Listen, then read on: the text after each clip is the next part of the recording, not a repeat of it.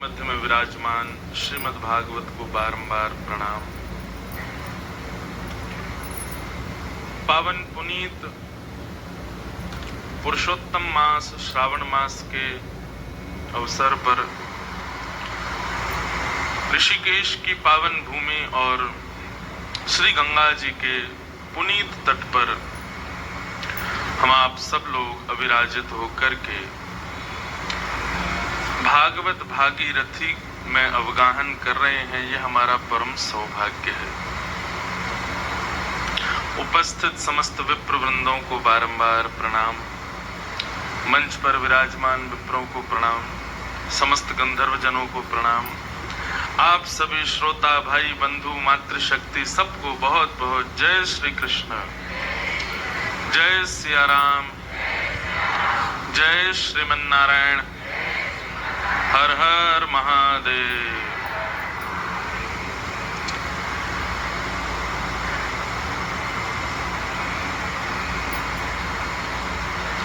श्रावण मास का पुनीत अवसर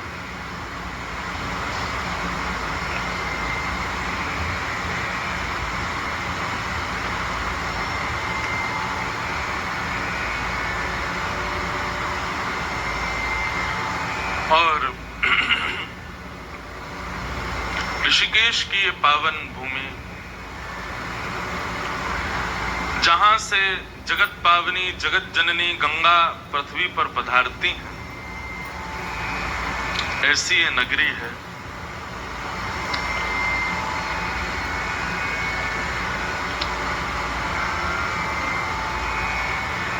योग नगरी का नाम दिया जाता है ऋषिकेश को।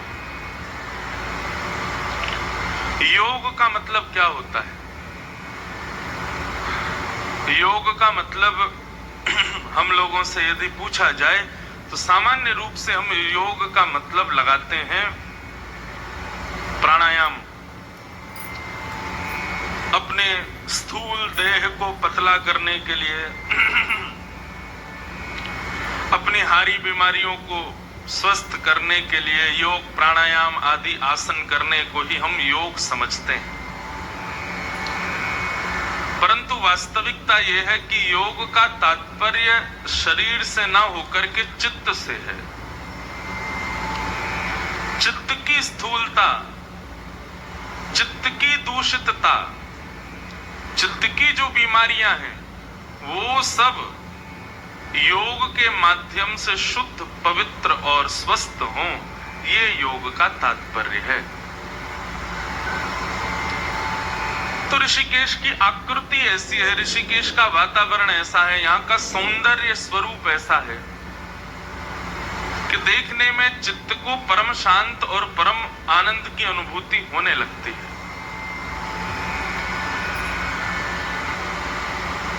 परंतु कई लोग केवल भोग की दृष्टि से इसको देख करके और अपने इंद्रिय सुख का विचार करते हुए केवल उपभोग करके यहां से प्रस्थान कर जाते हैं, और ये गलत है।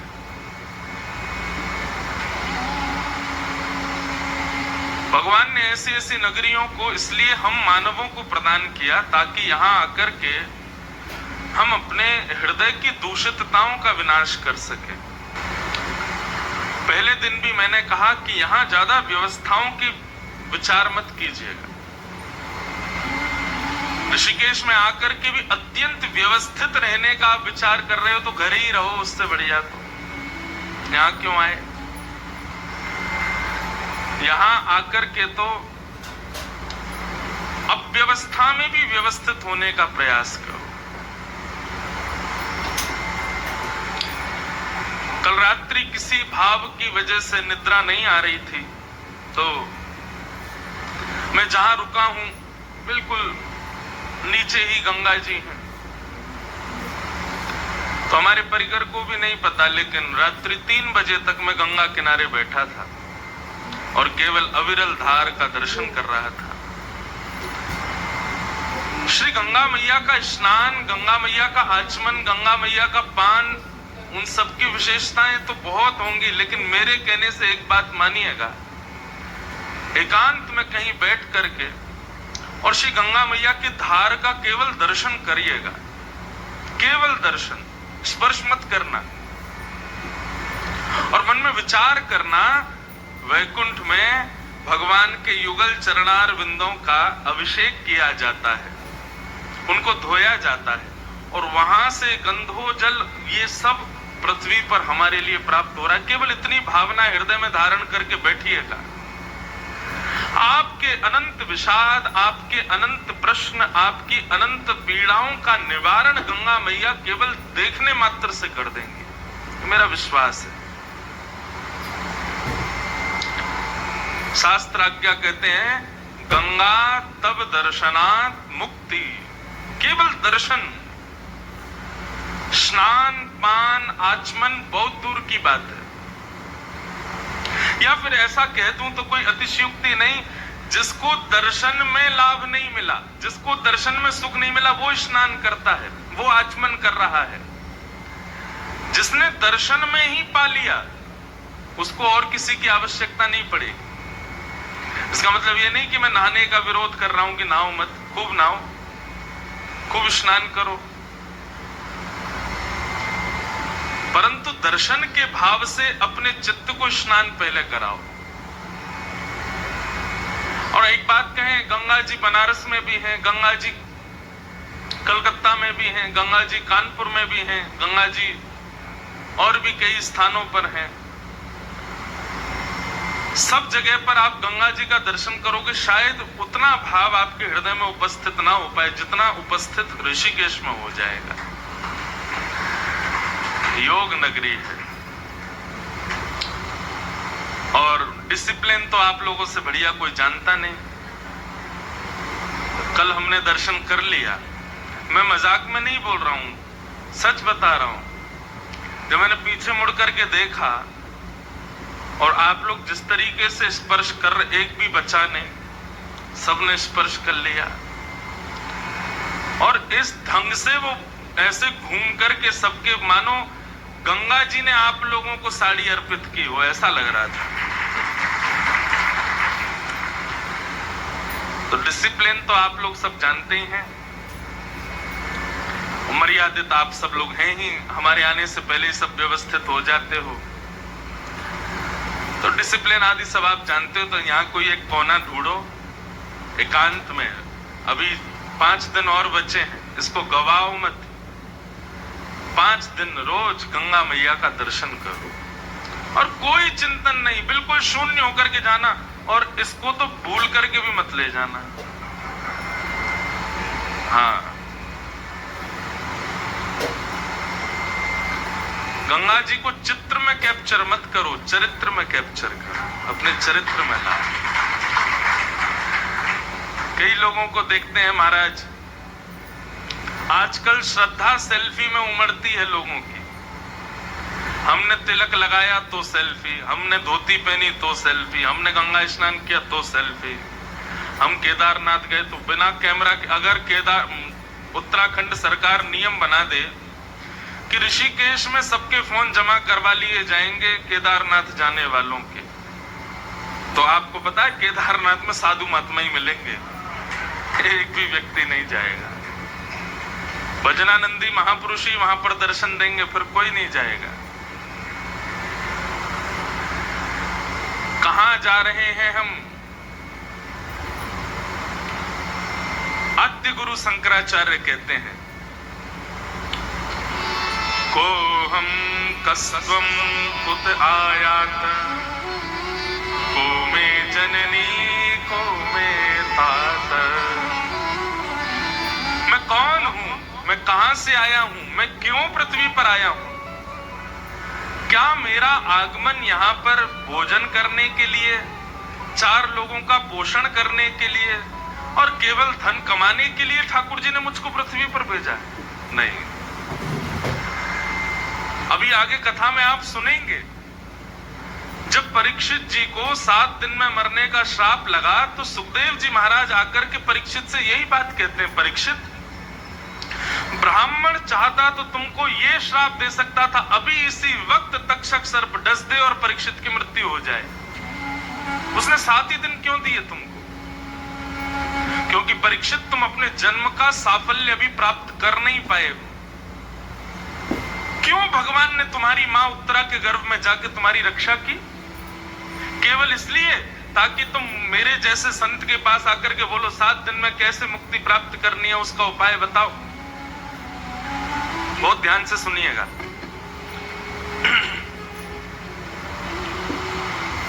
बहुत सावधानी से सुनो। सुखदेव जी कहते हैं, परीक्षित, क्या भगवान ने तुम्हारी मां के गर्भ में जाके तुम्हारी रक्षा केवल इसलिए की कि तुम मुक्ति प्राप्त कर सको? और यदि मुक्ति प्राप्त करने के लिए तुम्हारी रक्षा की थी परीक्षित, मुक्ति तो रावण को भी मिली है, मुक्ति कंस को भी मिली है, मुक्ति पूतना को भी मिली है, मुक्ति शूर्पणखा को भी मिली है, इन सबको मुक्ति मिली है। और वही मुक्ति जो राक्षसों को मिली है, वही मुक्ति एक भक्त पाना चाहता है जिस भक्त की रक्षा भगवान ने की है। तो राक्षस में और भक्त में अंतर क्या हो गया? काय को कथा सुनने बैठे हो, काय को भजन कर रहे हो? हम भी राक्षसों की तरह भगवान को गरियाने लगे, हम भी भगवान से बैर कर ले, मुक्ति मिल जाएगी? क्यों? शास्त्राज्ञा करते हैं चाहे भाव से ठाकुर जी को भजो, चाहे कुभाव से भजो, भजना चाहिए। जो नास्तिक लोग भगवान को पूरे दिन दोषी करार करते हैं कि भगवान ने ऐसा कर दिया, भगवान बेकार हैं, भगवान ऐसे हैं, एक प्रकार से भजन तो वो भी कर रहे हैं, भाव भले ही कुभाव से सही, भगवान को याद तो कर रहे हैं। परीक्षित,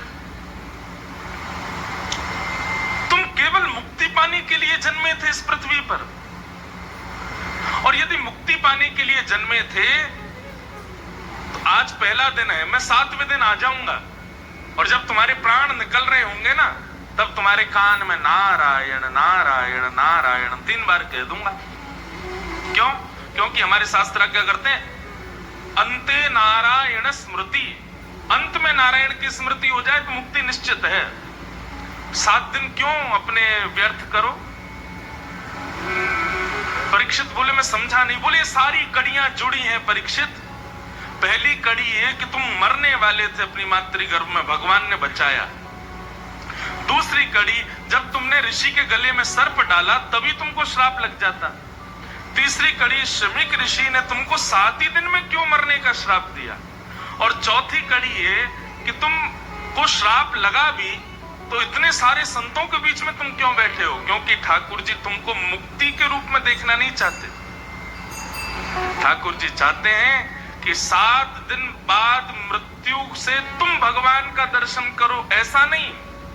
7 दिन में ही अपनी भक्ति से ठाकुर जी को जीते जी यहीं प्रकट कर लो और यहीं दर्शन कर लो।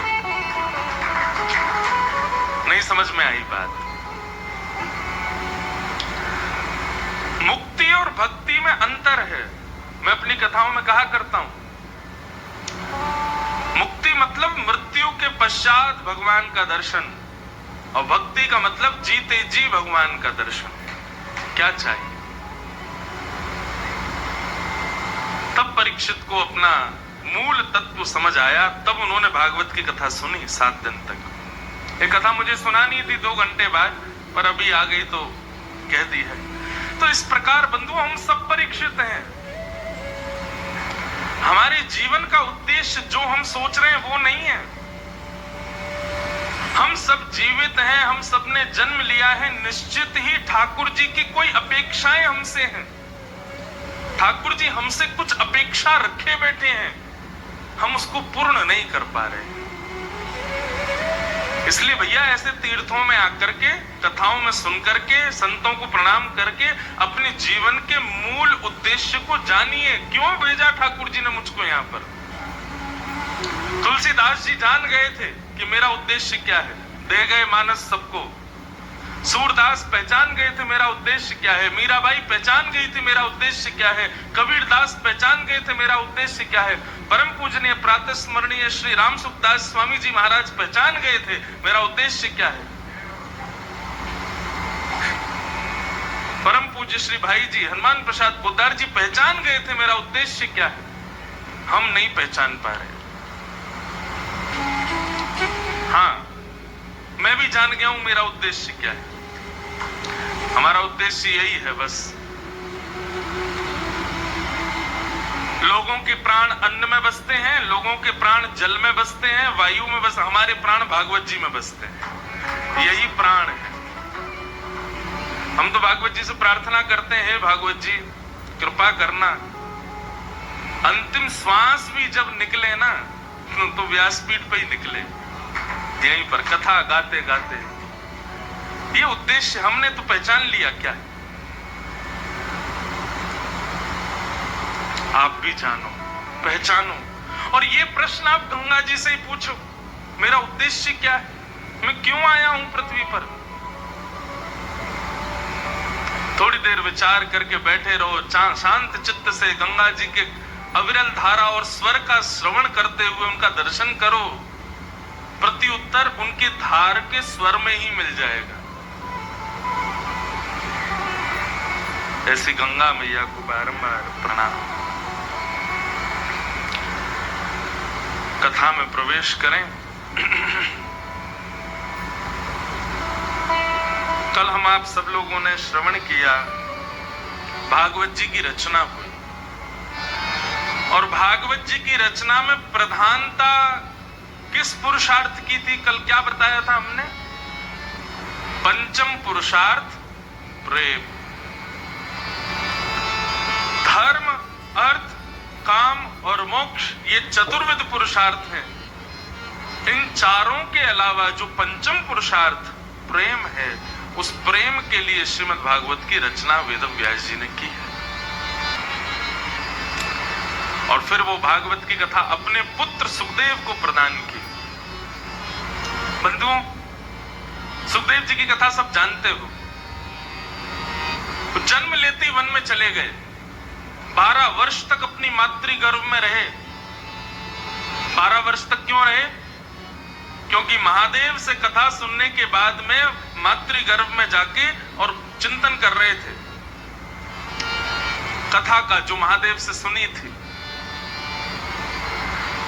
12 वर्षों के पश्चात मुख से भगवत कथा के श्लोक उच्चारित होने लगे तो वेदव्यास जी की पत्नी, उनके मनी मन में स्वर आने लगा। वो कहने लगी, ऐसा क्यों लग रहा है कि मेरे भीतर कोई संस्कृत के श्लोक उच्चारण कर रहा है। तब वेदव्यास जी ने अपनी दिव्य दृष्टि से देखा और कहा, देवी तुम्हारे गर्भ में साधारण बालक नहीं है, भगवत भक्ति का प्रचार करने इस पृथ्वी पर आए हैं श्री सुखदेव जी महाराज, वो तुम्हारे गर्भ में। वेदव्यास जी ने प्रार्थना की, बालक तुम जन्म लो। सुखदेव जी बोले, मैं बाहर नहीं आऊंगा। क्यों? बोले, माया है संसार में, सब पकड़ लेगी मुझको।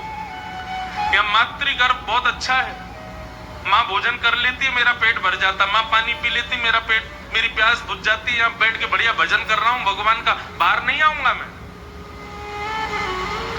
वेदव्यास जी की प्रार्थना से सुखदेव जी बोले, एक शर्त पे आऊंगा। क्या? श्रीमन नारायण प्रकट हो और प्रकट होकर के मुझे आश्वासन दें कि संसार की माया मुझको ग्रसित नहीं करेगी, तब मैं आऊंगा। परंतु एक बात कहें, भक्ति में एक प्रकार जिद भी है।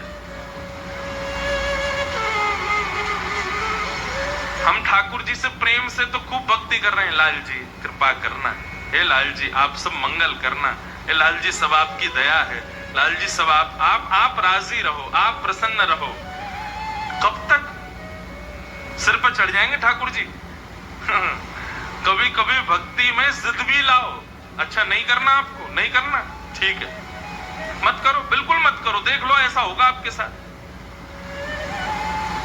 पुत्र बात नहीं मानना, बेटी बात नहीं माने, कोई बात नहीं लाल जी, हम तो 10-5 वर्ष के और हैं, हम तो चले जाएंगे, उसके बाद रहना इन्हीं लोगों के साथ। ये ना आपका भोग लगाएंगे, ना आपको पानी पिलाएंगे, ना आपका श्रृंगार करेंगे, पर पड़े रहना ऐसे ही। यदि चाहते हो आपकी सेवा बनी रहे तो इनकी बुद्धि सुधारो, और नहीं सुधारोगे तो देखना क्या होगा फिर।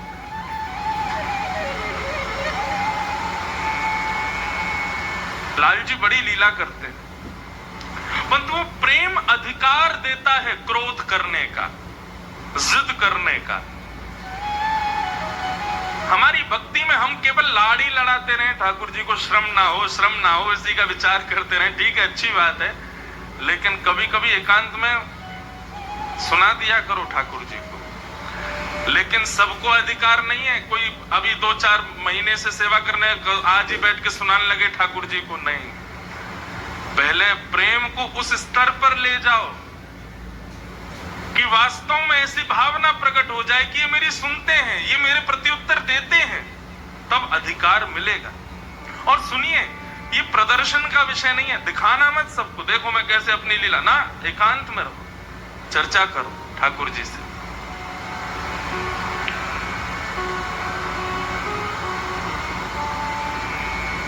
जिद,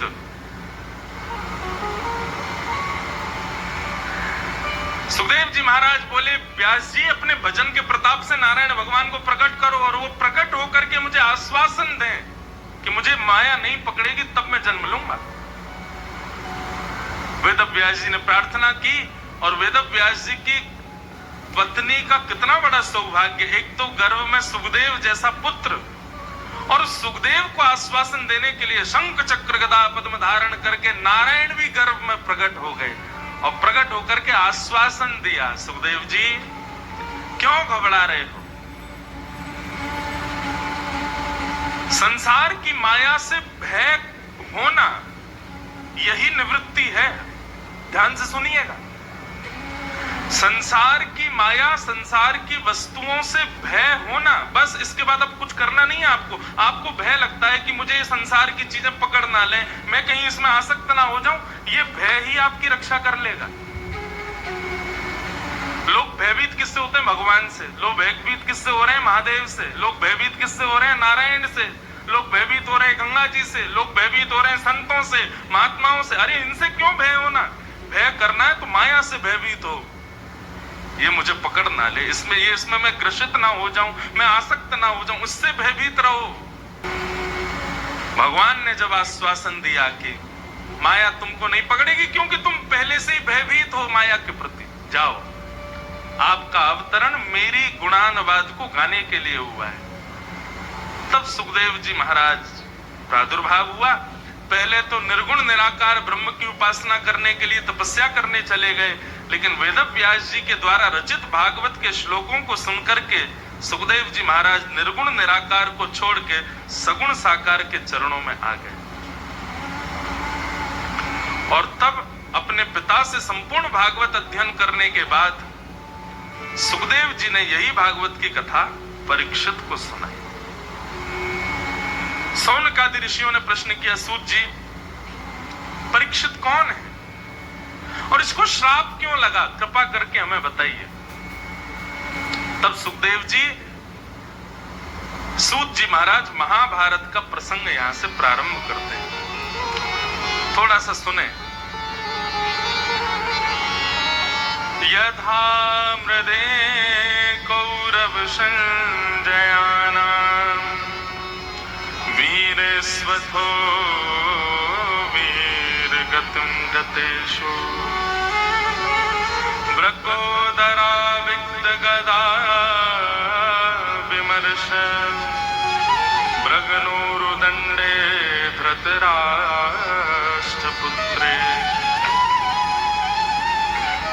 आज की कथा थोड़ी गंभीर है, सावधानी से सुनिएगा। अच्छा देखो, हमारी एक भावना हमारी सुनेंगे आप। हमारा स्वभाव है कि हम कथा मनोरंजन के लिए कभी नहीं करते। मनोरंजन नहीं, मन मंथन होना चाहिए कथा। मन रंजन यानी मन को जो भाए, ऐसी व्यास जी कथा करें नहीं। मन जिससे मथे ऐसी कथा सुन।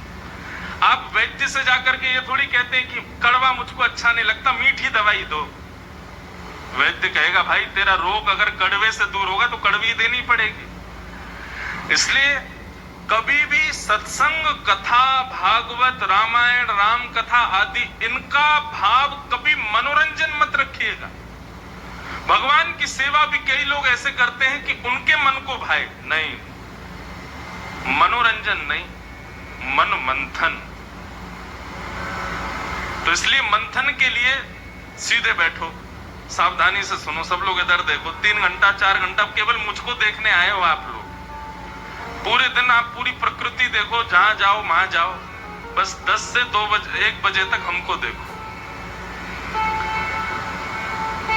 बहुत सावधानी से सुनो। महाभारत का युद्ध अपने अंतिम पड़ाव पर चल रहा था। भीम और दुर्योधन के बीच युद्ध चल रहा था। भीम ने भगवान की ओर देखा तो भगवान ने इशारा किया, जंघा पे मार करके इसको गिरा दो। जंघा पर प्रहार करके जैसे ही दुर्योधन को परास्त किया, पांडव महाभारत युद्ध जीत गए। परंतु बंधुओं, हम लोगों के अंदर एक कुभाव होता है बदला लेने का। इसने ऐसा किया, देख लूंगा इसको मैं। और एक बात मानिए, किसी ने आपके साथ कुछ गलत किया और आपके अंदर स्थिति आ जाती है, अब देख लेना इसके साथ मैं क्या करूंगा। उसी के चक्कर में ना जाने कितने पाप आपके भीतर प्रविष्ट हो जाते हैं। और सबसे भयानक पाप होता है बंधुओं, मानसिक पाप। आपने कुछ गलत बोला नहीं, कुछ गलत किया नहीं, लेकिन मन में खूब योजनाएं बना ली। गंगा जी जाए, पाम रिपट जाए, गिर जाए भीतर। अभी मन में सोचा, बोला नहीं, किया नहीं, लेकिन मन में विचार किया। ये पाप कर्मणा पाप से भी 100 गुना ज्यादा खतरनाक है। इसलिए ये जो बदले की भावना हमारे अंदर आती, देख लूंगा इसने ऐसा किया मेरे साथ, मैं बदला लेके मानूंगा, देखना अब इसके साथ मैं क्या करूं, जैसी करनी वैसी भरनी, ये सबसे गलत बात है। आप कहोगे तुम्हारे जी कैसे बच्चे, कोई कितना ही बुरा कर जाए हमारे साथ और हम बैठे बैठे देखते नहीं। ध्यान से सुनना। मैं अपनी कथा में कहा करता हूं, अपमान का बोध उसी को ज्यादा होता है जो सम्मान का भूखा होता है, जिसको बहुत सम्मान की इच्छा होती है। मैं जाऊं तो ऐसा होना चाहिए, मैं जाऊं तो 2 लोग माला लेकर के खड़े हों, मैं जाऊं तो लोग मेरे को प्रणाम करें, मैं जाऊं तो सब लोग मेरी जय जयकार करें। अब ये तो मैं अपने स्तर की बात कर रहा हूं। हम कथाओं में सम्मान से बचते हैं, पांव मत छुओ, माला ज्यादा मत पहनाओ। एक ये तो माला देखो सुंदर है, ठाकुर जी की प्रसादी माला, इसलिए मैं धारण कर लेता हूं। नहीं तो आप मेरे को किसी कथा में माला पहने नहीं देख सकते। क्यों? माला भी एक प्रकार का सम्मान है ना, और कहीं उस सम्मान को मैंने स्वीकार किया। अब ऋषिकेश में आप लोग तो खूब सम्मान कर रहे हो, अगली कथा हमारी जगन्नाथपुरी में, वहां के लोगों ने नहीं किया तो मन में ये रहेगा, बताओ ये तो सम्मान ही नहीं कर रहे हैं हमारा। वहां इतने बढ़िया लोग इतना सम्मान कर रहे थे, रोज हमको जो है भोजन पवा रहे थे, रोज प्रणाम कर रहे थे, पुष्प बरसा रहे थे, गुलाब जल से छिड़काव कर रहे थे, इतनी सब व्यवस्थाएं कर रहे थे, यहाँ के लोग कुछ कर ही नहीं रहे। और उसके बदले होगा क्या, चित्त मलिन हो जाएगा, पाप आ जाएगा। इसलिए भैया एक उपाय जान लीजिए,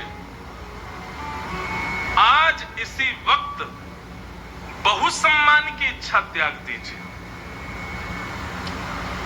कोई मेरे से बहुत मेरी उपयोगिताओं को, मेरी उपलब्धियों का गुणगान करे, ऐसी इच्छा अपने हृदय में मत रखें। कई बार हम तो धोती बगलबंदी पहनते हैं, फ्लाइट में जाएं, ट्रेन में जाएं, कभी कहीं जाएं, कई बार लोग पहचान जाते हैं, बोलिए तो व्यास जी कथा करते हैं, टीवी पे आते हैं। कई बार नहीं पहचानते, लेकिन धोती बगलबंदी देख करके उनको लगता है ये कोई पंडित जी हैं। बगल में बैठा 2 घंटा क्या करे, महाराज जी मेरा हाथ देख दो, आप देख लीजिए थोड़ा। तुम विनय पूर्वक, आनंद पूर्वक, अब वहां पर मुझे ऐसा नहीं लग रहा अरे ये मेरे को जानता नहीं, ये मेरा स्वरूप नहीं जानता है, हम कथा करते हैं ये हमको जानता नहीं।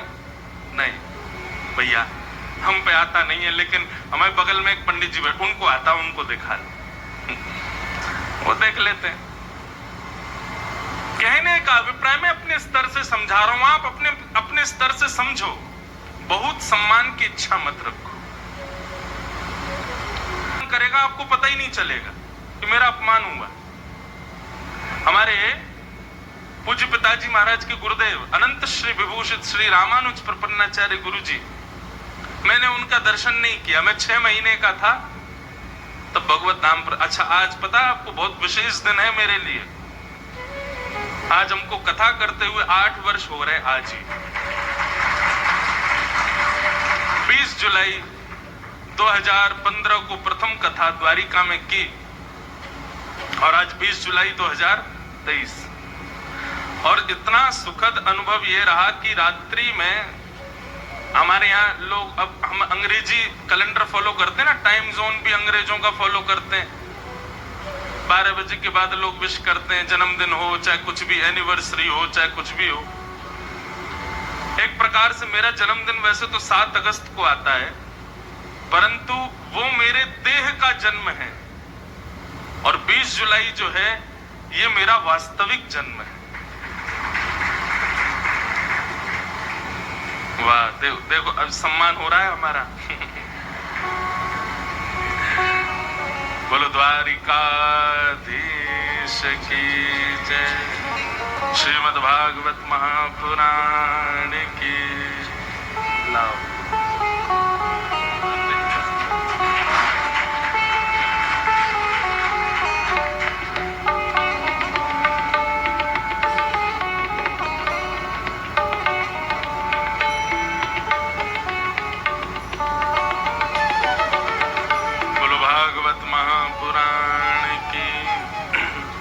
स्मृति इसलिए आ गई, हमारे गुरुदेव पिताजी महाराज के गुरुदेव, मैं 6 महीने का था तब वे भगवत धाम प्रस्थान कर गए थे।